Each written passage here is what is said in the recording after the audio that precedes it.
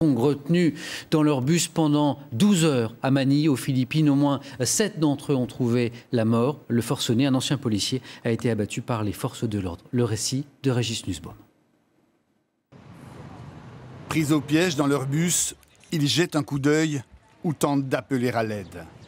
Ils sont une vingtaine de touristes hongkongais retenus en otage depuis ce matin dans un parc du centre de Manille. L'homme qui les retient est armé d'un fusil d'assaut. C'est un ancien policier renvoyé pour cause de vol et d'extorsion et qui exige de récupérer son emploi.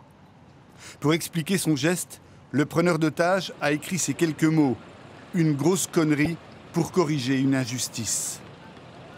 Les négociations se sont poursuivies pendant toute la journée avec ces policiers en civil qui tentent de raisonner le forcené et qui apportent de la nourriture aux otages. Tout autour, des centaines de policiers attendent l'arme au pied. Au fil des heures, l'homme va relâcher au compte-gouttes 7 touristes, dont une femme et 3 enfants, ainsi que 2 Philippins, mais il refuse obstinément de se rendre.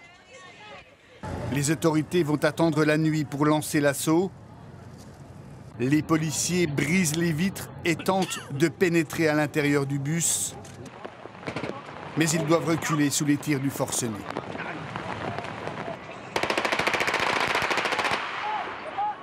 Encore quelques rafales et c'est fini. Le preneur d'otages a été abattu. Les sauveteurs peuvent alors évacuer les rescapés et les victimes. Au moins 7 touristes hongkongais ont perdu la vie dans cette prise d'otage sanglante, qualifiée de tragédie par les autorités de Hong Kong, qui s'interrogent ce soir sur les conditions de l'intervention policière. Les autorités chiliennes